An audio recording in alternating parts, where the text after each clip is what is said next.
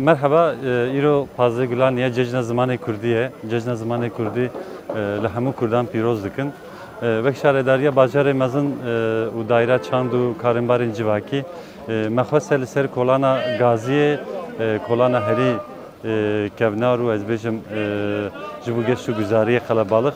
Em hin beytên şairên Kurd ên klasîk li ser kevra bixemdînin û buwan kevra vê kolanê bixemdînin. Nihal ser vê kolanê nêzî çil beytên ku hatine nivîsandin li ser kevra ew ê bîn danîn. Şairên wek Melayê Cizîrî, Feqiye Teyran, Feqiye Teyran, Hacı Kadir, Melayê Xasî û eşara bêjim her wekî din şairên din siyahpûş û êdinê ew ê vê kolanê bixemdînin. Me hêvî kir ku hinekî balê bikişînin ser ziman û ez bêjim geştûguzarê ku di vê derê de diçin rengê Kurdî bibînin. Hêvî dikim kêr were. Spas.